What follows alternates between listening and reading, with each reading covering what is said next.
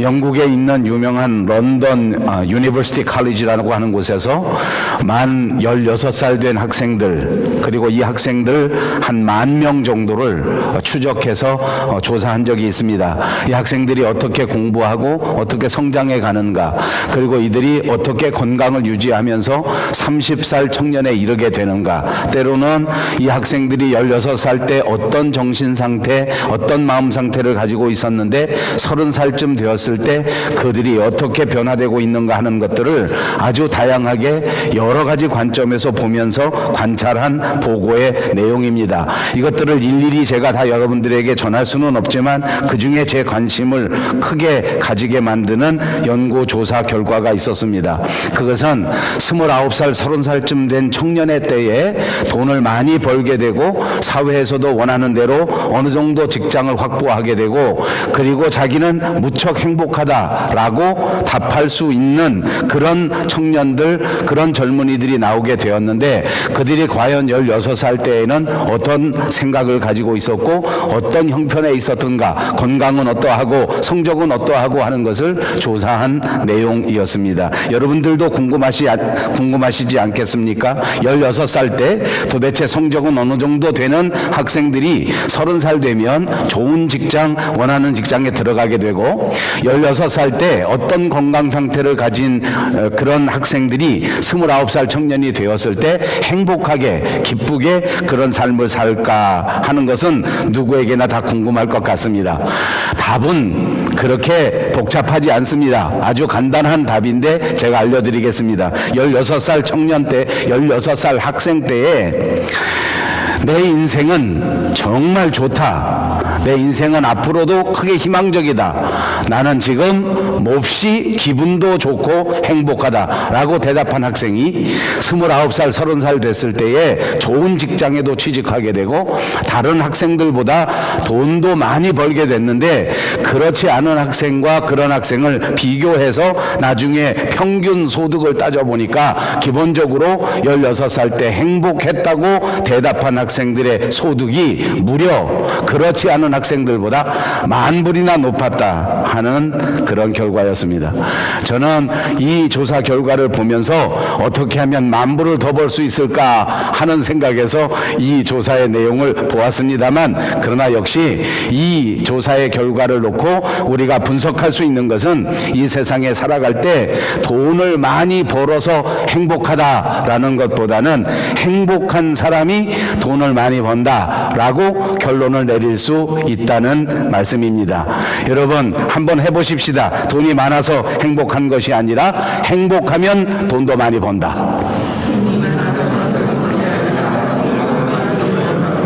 여러분들도 그렇게 믿습니까? 옆에 있는 분들과 인사합니다. 행복하시기를 바랍니다. 여러분들이 행복하시다면, 여러분들이 믿는 예수 그리스도 때문에 오늘 이 순간이 행복하시다고 느낀다면, 여러분들은 이제부터 더 돈도 많이 벌고 더 건강해지고 더 행복한 삶을 살 수 있게 될 줄로 믿습니다. 그런데 표정이 그렇게 해가지고는 도저히 행복한 것 같질 않아요. 다시 옆에 있는 분들과 인사합니다. 행복하게 사시기를 축복합니다. 제가 억지로라도 이렇게 춘향을 하였습니다. 억지 춘향을 하였지만, 그러나 우리의 삶의 현실 속에서 여러분들이 충분히 행복해서 여러분의 삶의 모든 상황들을 변화시키시고 여러분들의 모든 형편들이 훨씬 더 좋아지시기를 다시 한번 주님의 이름으로 축복합니다.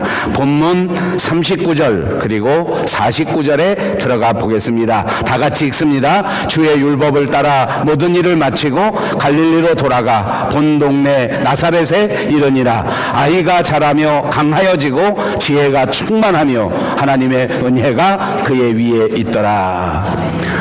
예수님의 부모가 되는 요셉 그리고 마리아가 아기 예수님과 함께 예루살렘에 올라가 제사를 드렸습니다. 지난 주간 우리가 강의한 것처럼 그때 마침 예수님을 기다리고 있었던 의로운 사람, 경건한 사람 시므온도 만나고 그리고 안나도 만났습니다. 그리고 난 다음에 오늘 본문 39절에 보니까 예수님의 부모는 율법을 따라 모든 일들을 마치고 갈릴리로 돌아가 본 동네 나사렛에 이르렀다라는 기록입니다.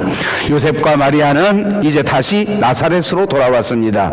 예수님의 본 동네라고 표현했는데 이것은 본향, 고향, 예수님의 일상생활이 이루어지는 지역을 가르치는 말입니다. 그러니까 예수님께서 어린 시절을 살았던 일상생활을 유지한 동네, 그것이 나사렛이고 그것이 본 동네다, 이렇게 말한 것입니다. 사실은 우리가 이미 강의할 때 말씀드린 것처럼 이 누가복음이 아닌 다른 복음서를 보면 이때 예수님과 예수님의 부모는 헤롯 대왕의 핍박을 피해서 곧바로 베들레헴에서 나사렛으로 온 것은 아닌 것 같습니다. 그들은 핍박을 피해서 애굽으로 피난을 가게 됩니다. 그런데 애굽에서 계속해서 살지 않고 다시 나사렛 본동네로 돌아옵니다. 중간에 애굽을 갔다 왔는지 그렇지 않은지에 대해서는 성경학자들에 따라서 이런저런 이야기가 있지만, 그러나 예수님은 베들레헴에서 태어나 어린 시절 곧바로 다시 본동네 나사렛으로 돌아오게 되고,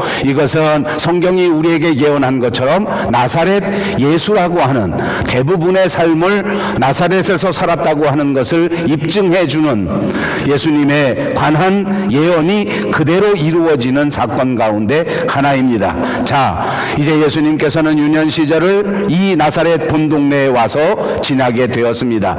우리는 때로 현대인들이 이런 말을 많이 합니다. 일상에서 탈출하고 싶다. 일상생활에서 벗어날 수 있다면 얼마나 좋을까. 아마도 여러분들도 그런 생각을 하실지 모르겠습니다. 저도 때로는 일상을 피해서 전혀 새로운 곳에서 전혀 일상과 관계없는 삶을 살고 싶다라는 생각을 해본 적은 있습니다. 그러나 오늘 이 성경 말씀을 보니까 우리 인생에서 가장 중요한 것은 일상을 피해가는 것이 아니라, 아무리 일상을 피해가고 싶을 때가 있다고 할지라도 우리의 삶의 일상생활은 너무나 중요하다는 것을 알 수가 있습니다. 사랑하는 여러분, 우리가 삶을 유지하고 있는 오늘 이 일상의 삶은 우리가 피해 나가야 할 삶이 아니라 오늘 가장 소중하게, 가장 귀하게 집중해서 살아내야 할 가장 중요한 시간이라고 하는 사실을 잊지 마시기 바랍니다. 지금 이 시간 여러분들이 사시는 밴쿠버가 중요합니다. 아무리 밴쿠버를 떠나 다시 우리 조국 대한민국이 그립다고 할지라도 때로는 밴쿠버를 벗어나서 다른 곳으로 가고 싶은 마음이 우리에게 있다고 할지라도 오늘 이 시간 지금 살아가시는 이 밴쿠버가 중요하고, 지금 여러분이 다니시는 학교가 가장 중요하고, 지금 여러분들이 일하시는 직장이 가장 소중하다는 사실을 믿으시기를 바랍니다. 뿐만 아니라 오늘 이 시간 하나님 앞에 예배하는 지금 이 교회가 여러분에게 가장 중요하고 가장 소중하다는 사실도 잊지 마시기를 바랍니다. 본동네 나사렛에 들어가셨습니다. 그리고 이제부터 이 본동네 나사렛에서 예수님은 최선을 다하여 그 일상생활에 충실하게 삶을 살았습니다. 그래서 오늘 성경 본문에 보니까 이렇게 설명하지 않습니까? 아기가 자라며 강하여지고 지혜가 충만하며 하나님의 은혜가 그의 위에 있더라. 나사렛은 그렇게 멋진 동네가 아니었습니다. 예수님의 자라나고 예수님의 일상생활이 진행되는 그 나사렛은 오늘 우리 밴쿠버처럼 그렇게 좋은 도시는 아니었습니다. 그런데 오늘 성경의 기록에 보니까 예수님은 그 나사렛을 본 동네로 하여 그곳에서 자라나십니다. 그리고 그곳에서 자라나시면서 성장하실 때에 강해지셨다고 성경이 기록하고 있지 않습니까? 지혜가 충만해지셨습니다. 그리고 무엇보다도 이 아이 어린 예수님에게 하나님의 은혜가 함께 하셨습니다. 갈릴리 근처에 있는 조그만한 도시, 자랑할 것조차 없는 일상적인 작은 마을에 불과했지만, 그러나 그곳에서 예수님은 하나님의 뜻을 순종하고 하나님의 뜻을 받들고 하나님의 뜻대로 성장해 나가고 계셨다는 사실입니다. 그러므로 여러분, 저와 여러분도 반드시 우리가 처해져 있는 이 도시, 이 밴쿠버에서 오늘 이 순간도 하나님의 뜻을 따라 성장해야 할 줄로 믿습니다. 우리의 믿음이 성장하시기를 주님의 이름으로 축복합니다. 여러분의 인격도 성장하시기를 주님의 이름으로 축복합니다. 여러분의 마음도 훨씬 더 넓어지시기를 주님의 이름으로 축복합니다. 그렇습니다. 만약 우리의 인격이 자라나지 않으면, 만약 우리의 인격이 성숙해지지 않으면 큰 문제입니다. 만약 여러분들의 믿음이 성장하지 않는다면 그것도 문제입니다. 어떻게 하면 믿음이 성장하는 걸까요? 어떻게 하면 믿음이 무럭무럭 자라나는 걸까요? 여러 가지 방법이 있을 수 있습니다. 그러나 저는 여러분에게 한 가지를 말씀드리고 싶습니다. 믿음이 무럭무럭 자라나기 위하여 하나님이 여러분과 하신 그 약속의 말씀을 굳게 붙드시는 것입니다. 약속을 더 많이 믿는가 그렇지 못하는가에 따라서 여러분의 믿음은 성장하기도 하고 그렇지 못하기도 하기 때문입니다.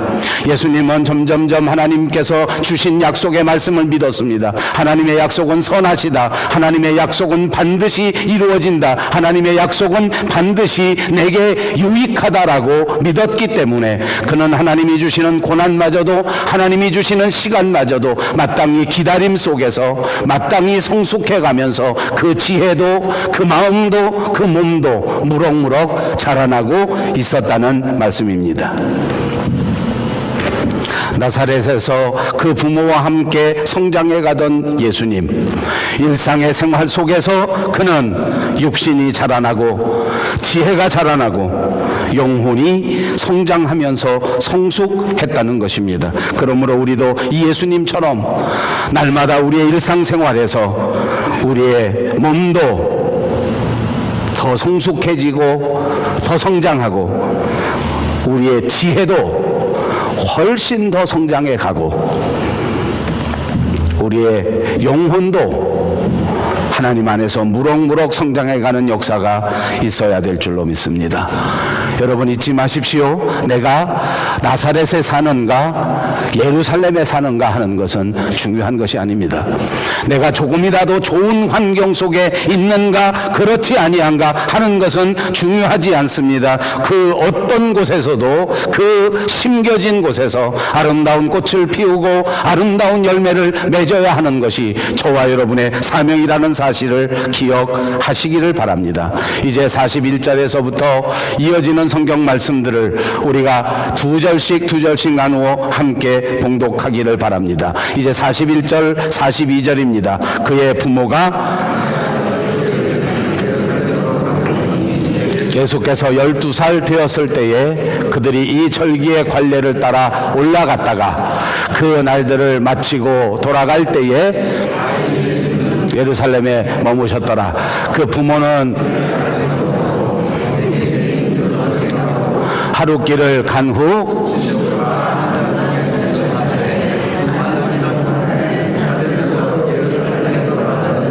사흘 후에 그가 선생들 중에 묻기도 하시며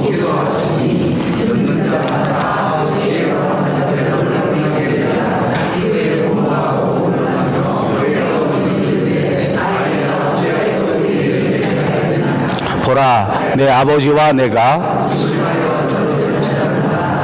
예수께서 이르시되 어찌하여 나를 찾으셨나이까? 내가 내 아버지 집에 있어야 될 줄을 알지 못하셨나이까? 하시니 그 부모가 그가 하신 말씀을 깨닫지 못하더라.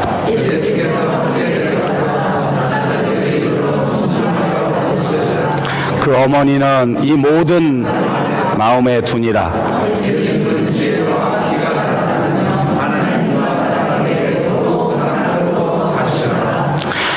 예수님의 아버지였던 요셉 그리고 어머니였던 마리아는 정말 경건한 사람들이었습니다. 이스라엘 사람들이 지키는 율법서에 나와 있는 것처럼 모든 남자들이 반드시 1년에 3번 정도는 성전에 와야 했었습니다. 무교절에도 성전에 와야 합니다. 77절에도 또 초막절에도 성전에 와서 제사를 드려야 하는 것이 바로 규정입니다. 또 이스라엘 사람들에게는 12살과 13살에는 결정적인 차이가 있습니다. 12살까지는 미성년자요, 13살까지는 성인이라고 보는 것이 맞습니다. 그래서 우리도 영어의 문화 가운데에는 13살서부터가 정확하게 티인에이저입니다. 이제는 성인이 되어 청년의 반열에 들어섰다는 것입니다. 12살까지는 그냥 어린아이입니다. 오늘 예수님께서 성전에 올라가셨을 때의 나이는 12살입니다. 12살은 아직 완전한 성인은 아닙니다. 그러므로 예수님께서는 이 성전에 올라가야 할 의무가 있는 것은 아니었습니다. 그런데 예수님께서 무럭무럭 자라나시고 건강하게 자라나셨기 때문에 12살이라도 13살처럼 보였을는지는 모르겠습니다. 아무튼 그는 자원에서 12살이었지만은 마리아와 요셉과 함께 이 성전에 올라가게 되었습니다. 여기서 유월절을 지키고 여기서 제사를 드리고 여기서 하나님 앞에 예배를 드리러 온 가족이 함께 간 것입니다.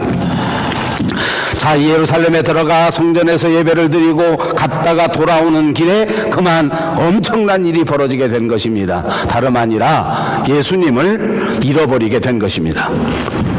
그때 당시에 풍습에는 대부분 차가 있는 것이 아니기 때문에 걸어서 오랜 길을 이동해야 합니다. 보통은 3일을 가기도 하고 보통은 일주일을 가기도 하고 어떤 사람은 한 달 동안도 움직여야 합니다. 멀리 예루살렘에서 떨어져 있던 사람들은 20일, 30일, 한 달 동안의 길을 걸어가는 일도 생긴단 말입니다. 그러니까 보통 예배가 다 마쳐지고 성전의 모든 행사가 마쳐지고 난 다음에 이 가족들이 돌아가는 방법은 이렇습니다. 여자들과 어린아이들은 앞장 세웁니다. 하루나 이틀 먼저 길을 떠나게 하는 것입니다. 왜냐하면 그들의 걸음이 늦기 때문입니다. 건강한 남자들, 성인들은 하루나 이틀 정도 후에 따라가기 시작합니다. 그러면 어느 정도 지나게 된 다음에 하루나 이틀 길 가고 난 다음에 그 가족이 다시 만나게 된단 말입니다. 여러분 한번 생각해 보십시오. 이제 요셉과 마리아와 예수님의 가족이 성전에 갔습니다. 예수님은 몇 살이시라고 했습니까? 12살입니다. 예수님은 어머니 마리아와 함께 먼저 떠나야 할까요? 아니면 성인이 된 요셉과 함께 어머니 먼저 보내고 뒤에 떠나야 할까요? 다수결로 할까요? 예. 조금 이상한 상황이 벌어지게 되었습니다. 아버지 요셉은 자기 아들 예수가 마리아와 함께 떠났겠거니 하였습니다. 왜냐하면 그는 12살이었기 때문입니다. 아직도 미성년자였기 때문에 여자와 함께 떠났을 것이다 라고 생각할 수 있을 것입니다. 어머니 마리아는 어떻게 생각했습니까? 예수님이 이미 12살이라 할지라도 건강하게 무럭무럭 자라나고 지혜가 충만하고 하나님의 은혜가 있어서 어머니는 이 예수님이 어른과 같이 아버지 요셉과 함께 나보다 하루나 이틀 뒤에 출발해서 얼마든지 나를 따라잡을 것이다 라고 생각하고 혼자 간 것입니다. 예수님을 잃어버렸습니다. 하루가 지나서 알게 되었는지 이틀이 지나서 알게 되었는지는 모르지만 무려 3일이 지난 다음에 예수님을 찾았습니다. 혹시 이 중에 자녀들을 키운 부모 가운데 자녀를 잃어버려 보신 적이 있으신지 묻고 싶습니다. 저는 한국에 있을 때 저희 큰아이를 잃어버린 적이 있습니다. 동네 골목에서 잃어버렸습니다. 한 2시간쯤 지난 다음에 찾았습니다. 그때 마음은 말씀드리지 않아도 여러분이 다 아실 것입니다. 아무튼 잃어버렸습니다. 왜 잃어버렸을까요? 왜 부모가 자식을 잃어버렸을까요? 저는 부끄러워서 대답하지 않겠습니다. 여러분이 한번 생각해 보십시오. 왜 자식을 잃어버릴까? 저의 질문은 이것입니다. 우리가 예수를 믿으면서 왜 예수님을 잃어버릴까? 왜 우리가 그리스도인이면서 예수님이 우리에게 주신 그 아름다운 양심을 잃어버리게 되는 것일까?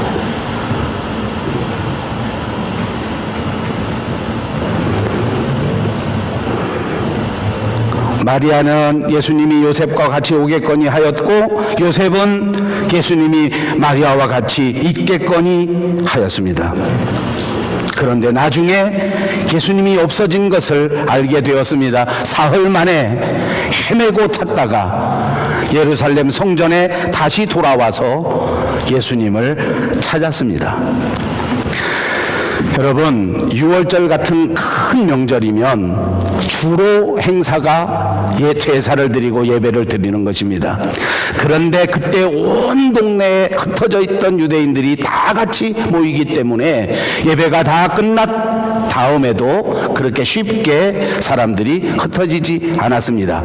그때 모든 사람들이 모이고 어린아이들과 여자들은 먼저 떠난다고 할지라도 남자들은 또 한나절 또는 하루, 길게는 하루 반 이상도 그곳에 머무는 사람들이 많았기 때문에 자연스럽게 성경에 관하여 토론하고 자연스럽게 예수님 하나님에 대하여 이야기하고 자연스럽게 랍비들로 하여금 성경 공부가 이루어지는 일들이 많았습니다. 지금 같으면 특별한 세미나가 벌어지는 것입니다. 지금 같으면 유명한 랍비님을 모셔다가 마당에 쭉 둘러앉아서 말씀도 듣고 은혜도 나누고 질문도 하고 대답도 하는 일이 그때 많이 벌어졌단 말입니다. 그래서 그때도 똑같이 예수님은 그 마당에 남아서 유명한 랍비와 함께 말씀을 듣습니다. 많은 사람들과 더불어 성전 마당에서 때로는 토론을 하고 때로는 묻기도 하고 때로는 듣기도 하였습니다. 메시아는 누구신가? 메시아는 언제 오시는 것인가?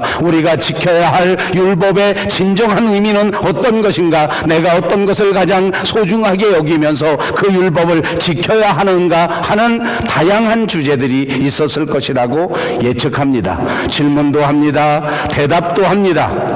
당연히 그때에 이어지는 말씀이 있습니다. 46절과 47절에 보니까 사흘 후에 성전에서 만난즉 그가 선생들 중에 앉으사 그들에게 듣기도 하시며 묻기도 하시니 듣는 자가 다 그 지혜와 대답을 놀랍게 여기더라. 예수님은 다른 사람들 틈에 앉아 계셨습니다. 그리고 랍비들의 말을 듣기도 하시고 때로는 묻기도 하셨다는 기록이 여기 있습니다. 질문과 대답입니다. 여러분 아시는 것처럼 저도 목회하는 내내 학교에서 가르치는 일을 같이 하고 있습니다. 아마 한 30년쯤 목사님들을 가르치고 목사가 되는 사람들을 가르쳤던 것 같습니다. 저도 수업 시간에 종종 질문을 합니다. 종종 의문사항이 있으면 질문하라 이렇게 말도 합니다.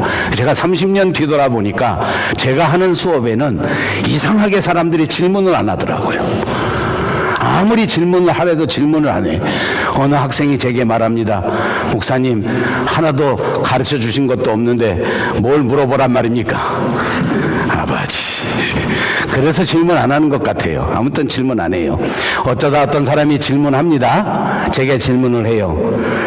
제가 이제 와서 얘기지만 누구에게 질문을 받으면 그 순간에 그 질문한 사람의 수준을 저는 타르륵 계산을 합니다.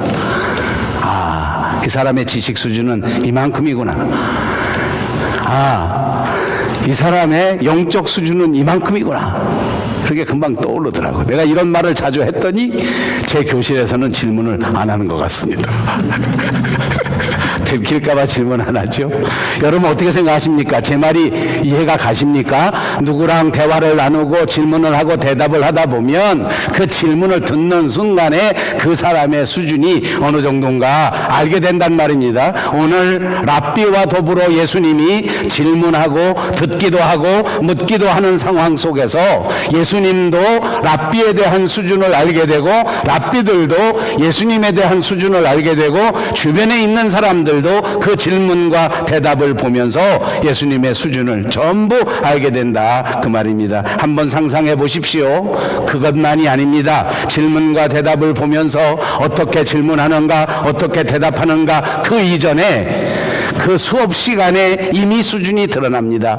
저도 교회에서 설교를 30년 해보고 학교에서 가르치는 일을 30년 해봅니다. 여러분들 얼굴만 쳐다보면 열심히 들으시는지 아닌지 아버지 모릅니다. 전 모르겠습니다. 여러분 눈만 보면 알 수 있습니다. 여러분 표정만 보면 알 수 있습니다. 누가 열심히 듣는 분들은 한눈에 척 들어오게 된단 말입니다. 무언가 듣지 않고 무언가 불평이 있는 사람도 역시 척 들어옵니다. 자, 예수님은 그런 자세로 그 질문과 대답의 시간에 참여하였습니다. 그가 묻습니다. 그가 듣습니다. 모든 사람들이 깜짝 놀랍니다. 예수님의 질문을 보니까 그 수준이 장난이 아니었기 때문입니다. 질문을 받는 랍비들은 당황할 수밖에 없었습니다. 질문이 황당하기 때문이 아니었습니다. 질문이 어려웠기 때문이 아니었습니다. 그 질문 자체가 정말 중요한 신앙의 문제에 종곡을 찌르고 정말 중요한 율법의 문제에 종곡을 찌르고 있었기 때문입니다. 그리고 이 질문을 받는 순간 랍비들은 자기 스스로에게 부끄럽고 부족함을 느끼게 되었습니다. 자기가 말씀을 지키지 않는 것을 돌이켜볼 수 있게 되었습니다. 자기가 말씀에 집중하지 않은 것도 돌이켜볼 수 있게 되었습니다. 이렇게 중요한 대담의 시간, 그것이 계속되고 있을 때에 허둥지둥 마리아도 요셉도 성전으로 다시 돌아왔습니다. 아기 예수님을 찾고 아들을 찾는 그들의 심정, 그들의 시야에 예수님을 발견하게 되었습니다. 깜짝 놀라서 왜 여기 있느냐? 우리가 이렇게 너를 찾느라고 이렇게 고생하는 거 몰랐단 말이냐? 라고 물었지 않았겠습니까? 여러분들 같으면 우선 뒤통수 먼저 성질이 급하니까. 예수님의 대답을 보십시오. 어찌하여 나를 찾으셨나이까? 내가 내 아버지의 집에 있어야 될 줄을 알지 못하셨습니까? 성경학자들은 이렇게 표현합니다. 예수님께서 이 순간 이미 당신이 하나님의 아들인 것을 알고 계셨습니다. 그는 이제부터 분명한 자아의식을 가지고 하나님의 아들로서 우리를 구원하는 구원의 사역을 감당할 준비가 다 되어 있었다는 말입니다. 이때부터 이미 준비되었습니다. 그때가 몇 살입니까? 12살입니다. 예수님이 공생애를 시작한 때는 언제입니까? 그때는 30살입니다. 지금부터 다시 18년 동안 그는 나사렛에 돌아가 더 성숙할 시간을 가졌습니다. 그는 지금부터 18년 동안 또다시 하나님의 말씀을 붙들고 씨름하는 기도의 시간을 가졌습니다. 사랑하는 여러분, 우리 한국 사람들은 성격이 너무 급합니다. 지금 받은 은혜가 너무나 감사하기에 지금 당장 모든 일을 이루어 버리려고 하는 경향이 얼마나 많은지 모릅니다.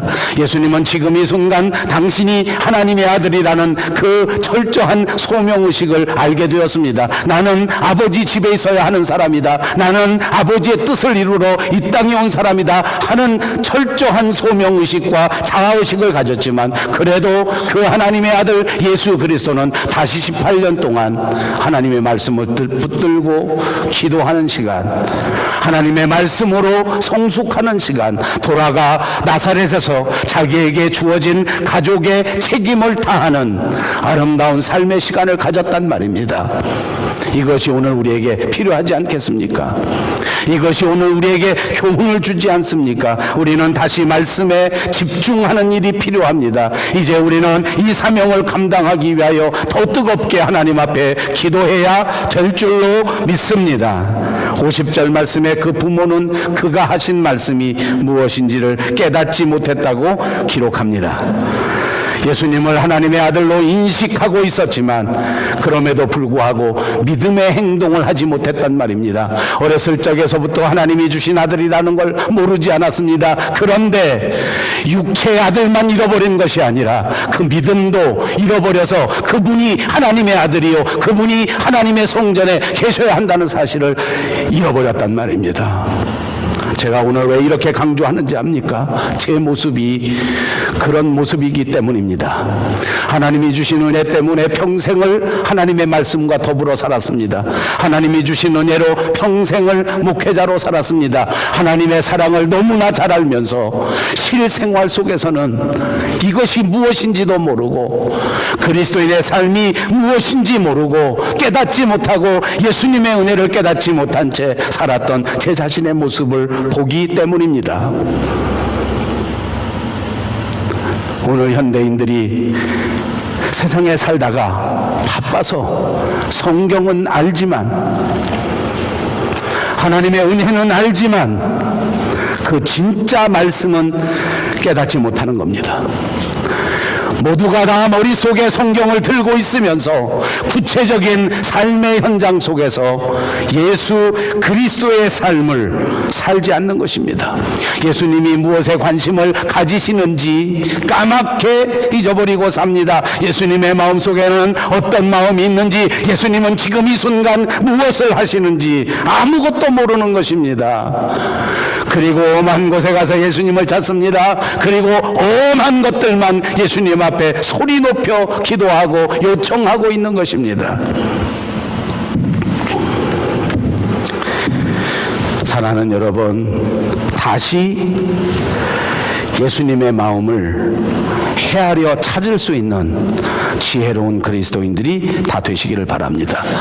이제 이 말씀을 맺어야 하겠습니다. 요셉과 마리아는 예수님에게 대한 무지함 때문에, 아니 어찌 보면 예수님에 대하여 안일한 생각 때문에, 아니 어쩌면 집에 돌아가기 위해서 너무 바쁘고 너무 분주했기 때문에 예수님을 잃어버렸습니다. 결국은 주님을 잃어버린 요셉과 마리아는 어떻게 되었습니까? 사흘 동안 이 세상에서 지옥을 체험하게 되었습니다.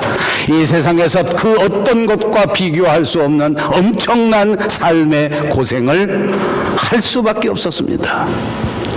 오늘 우리가 어떻게 됐던지 간에, 무식해서 그랬던지 안일해서 그랬던지 때로는 바빠서 그랬던지 예수님을 잃어버리게 된다면 우리의 삶이 지옥이요, 우리의 직장이 지옥이요, 내 인생이 지옥이 될 수밖에 없다는 겁니다.